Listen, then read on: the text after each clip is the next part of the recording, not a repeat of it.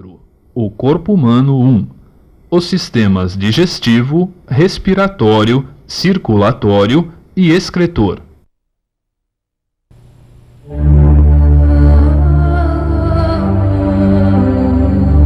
Nos primeiros volumes desta coleção, estudamos as várias formas de vida existentes, desde uma microscópica bactéria e um pequeno fungo, até animais mais evoluídos, como os cordados e suas várias classes de seres.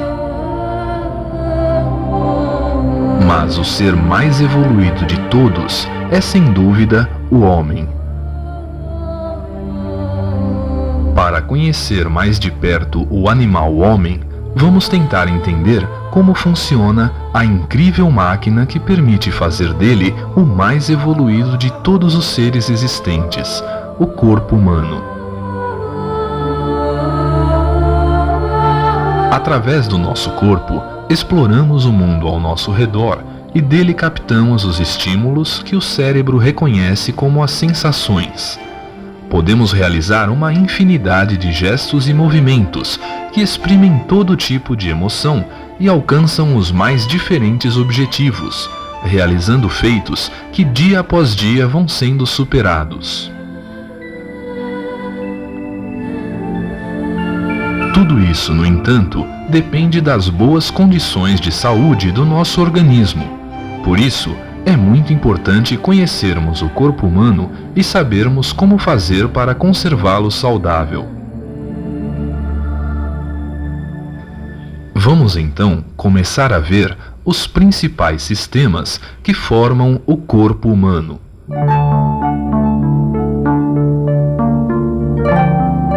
O sistema digestivo.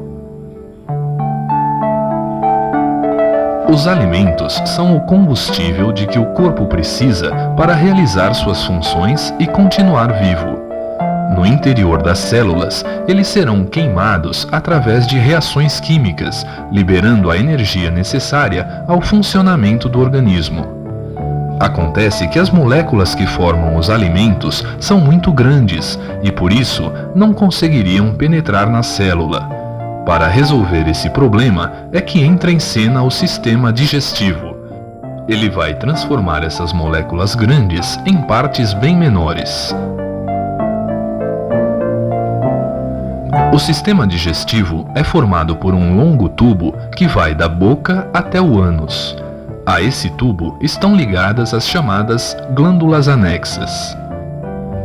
Os órgãos que formam esse sistema são a boca, a faringe, as glândulas salivares, o esôfago, o estômago, o fígado, a vesícula biliar, o pâncreas, o intestino delgado, o intestino grosso, o reto e o ânus.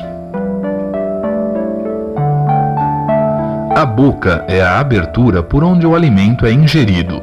Nela se encontram os dentes, a língua e as glândulas salivares.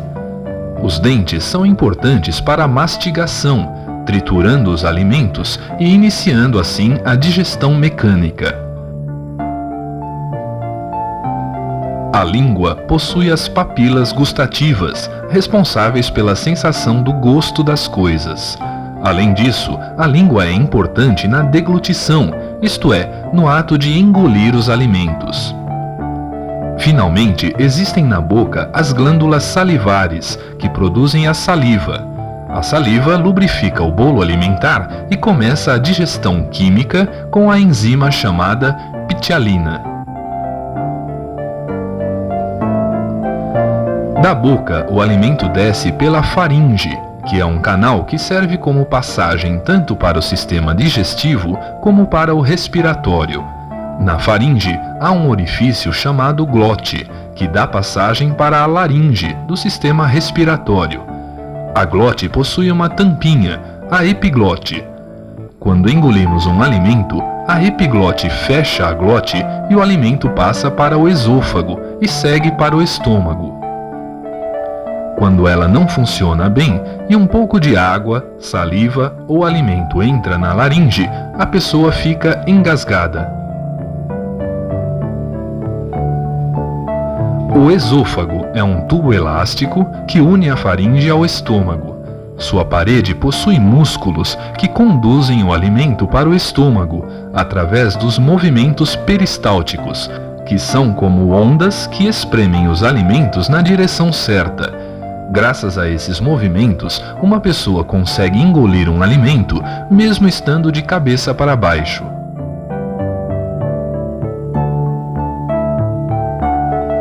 No final do esôfago, o tubo digestivo se alarga e forma o estômago, que produz o suco gástrico, formado principalmente por ácido clorídrico e pepsina, uma enzima que digere as proteínas.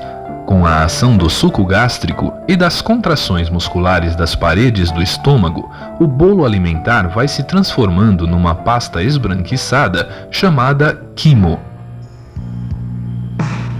O estômago tem a forma de uma bolsa com 2 orifícios. O de entrada é chamado de cárdia, pois fica bem próximo do coração. O de saída chama-se piloro. Ao redor desses 2 orifícios existem músculos circulares que conseguem fechá-los quando necessário. A parte mais alta e dilatada do estômago recebe o nome de fundo.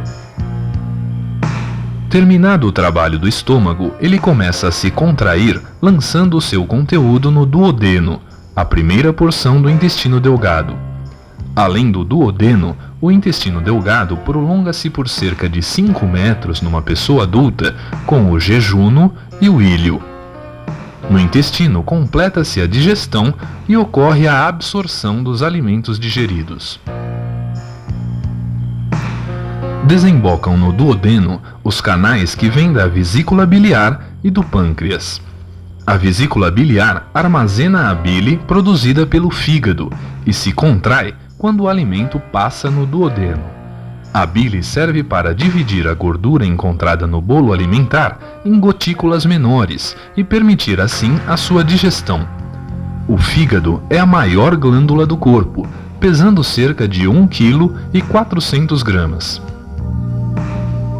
O outro canal que desemboca no duodeno vem do pâncreas. Esse órgão, que fica atrás do estômago, produz o suco pancreático, uma secreção que contém várias enzimas e faz a digestão de proteínas, glicídios e lipídios. Todos esses nutrientes, depois de transformados em moléculas menores, serão absorvidos pela parede intestinal. Essa parede está forrada de vilosidades, que são pequenas formações semelhantes a um minúsculo dedo e que, por serem muitas, aumentam a superfície de absorção. Após receber o suco pancreático, a bile e o suco entérico, produzido pelo próprio intestino, o bolo alimentar recebe o nome de quilo. No intestino grosso, só é feita praticamente a absorção de água, o que vai tornar o bolo fecal consistente. O intestino grosso é dividido em ceco e cólon.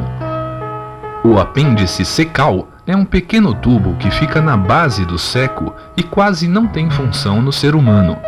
A inflamação ou infecção dessa estrutura é chamada de apendicite e muitas vezes exige uma cirurgia de emergência. O cólon tem 3 segmentos: cólon ascendente, cólon transverso e cólon descendente, e mede no total cerca de 1 metro. Na sua parte final, ele se torna mais estreito, formando o reto, que se abre para o exterior através do ânus. Essas são as partes finais do tubo digestivo, por onde será eliminada a matéria ingerida que não foi absorvida e que, juntamente com as secreções das glândulas anexas, recebe o nome de fezes. Conclui-se assim a digestão no ser humano.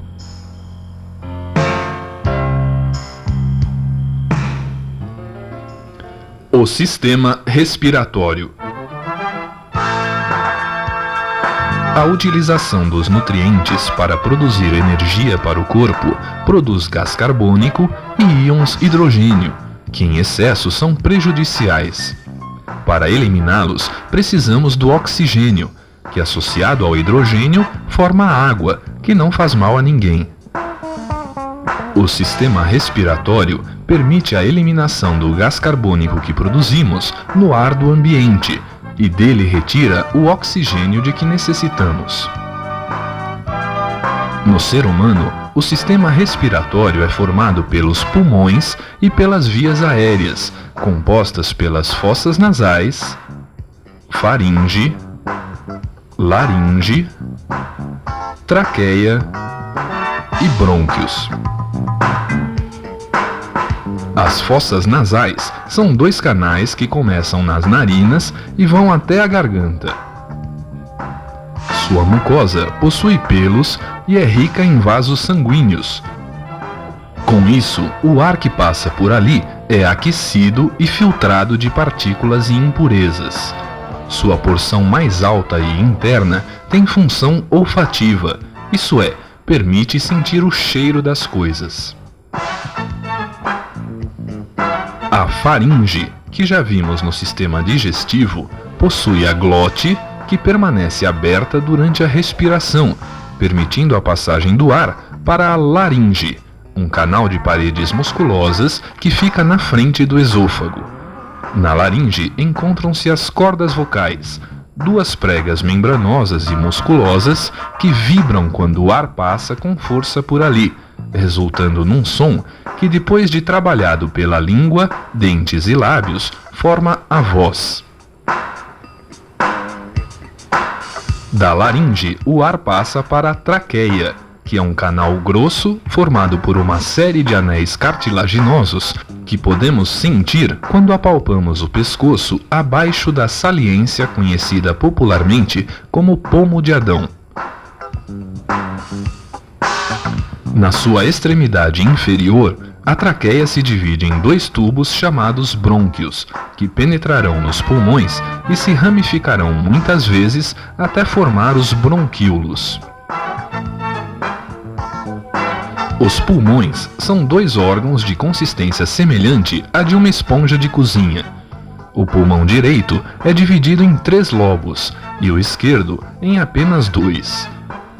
É no interior dos pulmões que o oxigênio do ar respirado passa para o sangue e o gás carbônico do sangue é eliminado. Isso ocorre nos alvéolos pulmonares, minúsculos saquinhos reunidos em cachos que se comunicam com os bronquíolos.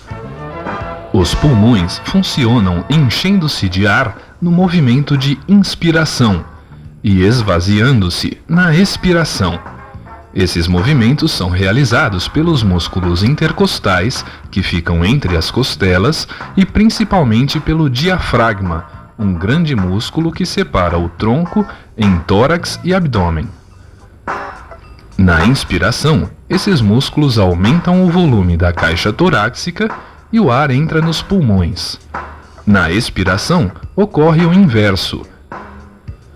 Envolvendo os pulmões encontram-se 2 membranas superpostas chamadas pleuras.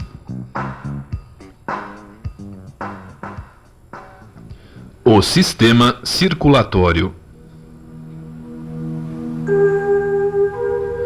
O sangue leva para todas as células do corpo os nutrientes obtidos com a digestão e o oxigênio fornecido pela respiração. Além disso, ele conduz as substâncias formadas pelo metabolismo celular e que precisam ser eliminadas. Para isso, ele percorre continuamente um sistema fechado de vasos sanguíneos, impulsionado pelo coração.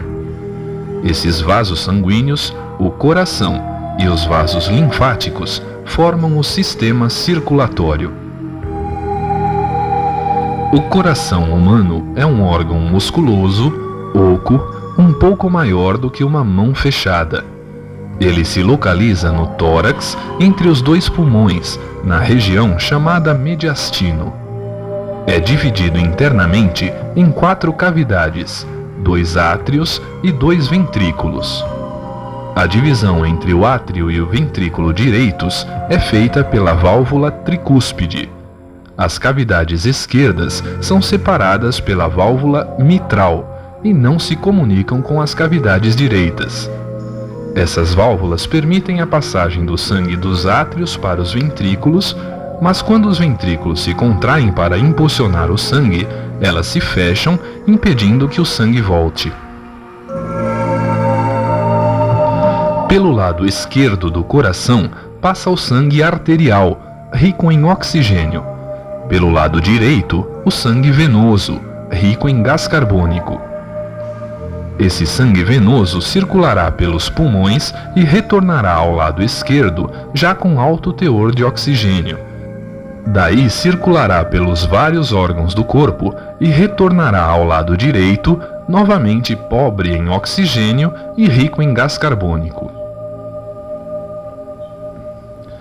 O coração funciona como uma bomba que impulsiona o sangue por todo o organismo.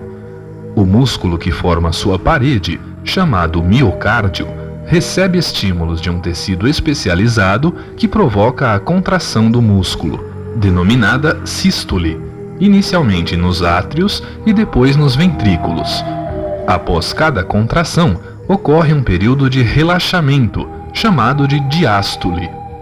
O ritmo dos batimentos cardíacos, chamado de frequência cardíaca, varia de acordo com os esforços físicos e as emoções, por exemplo.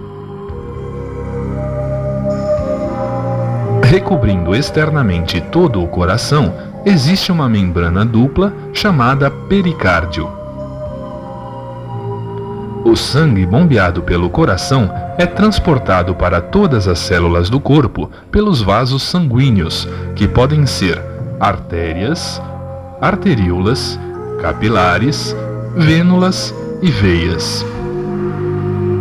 As artérias são tubos que saem do coração e vão se ramificando em outras artérias mais finas até formar as arteríolas. Para suportar a pressão com que o sangue sai do coração, sem se romper, as artérias possuem uma parede muscular espessa. Além disso, elas são pulsantes, isto é, nós podemos sentir as pulsações quando palpamos a região do punho, por exemplo. A principal artéria é a aorta, que sai do ventrículo esquerdo levando o sangue que será distribuído por todo o corpo. A outra grande artéria que sai diretamente do coração é a pulmonar, que leva o sangue para os pulmões, onde será oxigenado. As artérias que nutrem o próprio coração são as coronárias. Quando a passagem do sangue no interior das coronárias é interrompida, parte do tecido cardíaco morre. Dizemos então que ocorreu um infarto do miocárdio.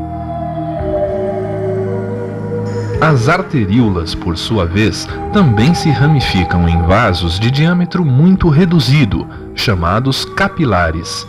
Eles formam redes muito finas nas quais ocorrem as trocas gasosas e nutritivas entre o sangue e as células. A partir dos capilares, o sangue prossegue por vasos não pulsantes, ainda muito finos, as vênulas. Elas vão se reunindo para formar as veias, que conduzirão o sangue de volta ao coração. Ao contrário das artérias, as veias não pulsam. Por outro lado, elas possuem no seu interior válvulas que impedem o sangue de voltar. As principais veias do corpo são as pulmonares, que trazem o sangue oxigenado dos pulmões até o átrio esquerdo, a cava superior e a cava inferior, que trazem o sangue venoso de todo o corpo ao átrio direito. Além dos vasos sanguíneos, o sistema circulatório tem também uma vasta rede de vasos chamados linfáticos, que transportam a linfa. A linfa é um líquido claro, transparente, de composição parecida com a do sangue. Ela se forma por causa da passagem de plasma e leucócitos dos vasos capilares para os tecidos. Os vasos linfáticos vão então recolhendo esse líquido que se originou do sangue para devolvê-lo ao próprio sangue, através de vasos que desembocam nas veias subclávias próximas ao coração. No caminho dos vasos linfáticos existem centenas de pequenos nódulos, os gânglios linfáticos, que são pontos de defesa do organismo. Quando ocorre uma infecção, esses gânglios ficam aumentados e são conhecidos popularmente como ínguas. O sangue. O líquido impulsionado pelo coração, que leva substâncias nutritivas e oxigênio para as células, é o sangue. Ele ainda tem a função de defesa, graças aos anticorpos e glóbulos brancos que possui, e conduz os resíduos indesejáveis para serem eliminados. O sangue é composto de uma parte líquida, chamada plasma, e os elementos figurados, que são as hemácias ou glóbulos vermelhos, os leucócitos ou glóbulos brancos e as plaquetas. O plasma corresponde a 55% do volume sanguíneo. Além de água, contém proteínas, sais minerais, glicose, hormônios, enzimas e anticorpos, entre outros elementos. As hemácias são muito numerosas e possuem cor avermelhada, graças à presença da hemoglobina, um pigmento rico em ferro que tem a capacidade de se ligar ao oxigênio e ao gás carbônico para transportá-los na corrente sanguínea. Já os leucócitos são bem menos numerosos que as hemácias, e sua função é a de defesa do organismo contra vírus e bactérias, seja englobando e destruindo o inimigo, seja fabricando anticorpos que neutralizam sua ação. As plaquetas são pequenos fragmentos de células que participam do processo de coagulação sanguínea.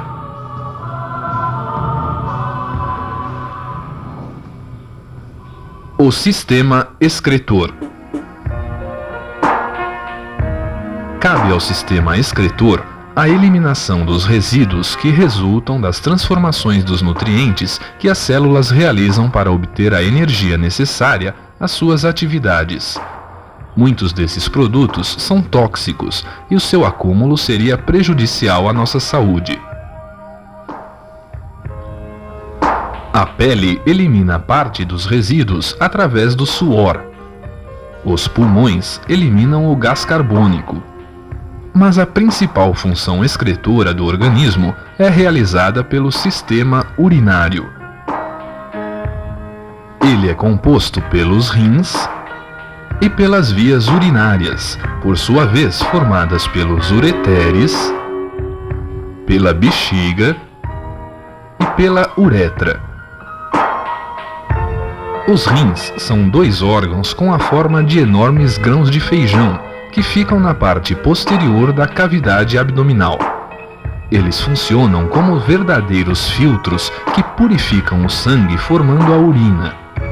Em cada rim, a borda interna, côncava, constitui o hilo renal, por onde passam a artéria renal, a veia renal e o ureter. No seu interior existem cerca de 1 milhão de néfrons, que são as minúsculas unidades funcionais dos rins.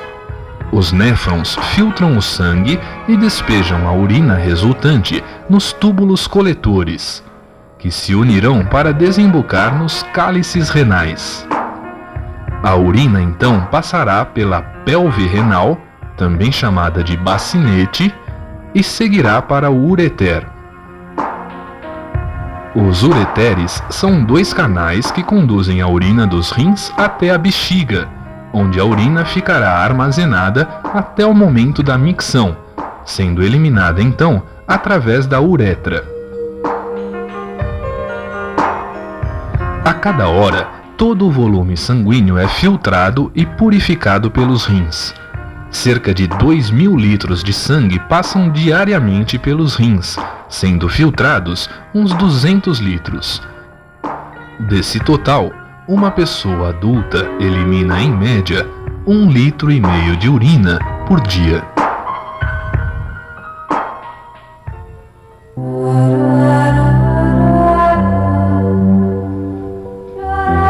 Neste volume, vimos alguns dos órgãos e sistemas que formam essa máquina admirável que é o corpo humano, como o sistema digestivo, o sistema respiratório, o sistema circulatório e o sistema excretor.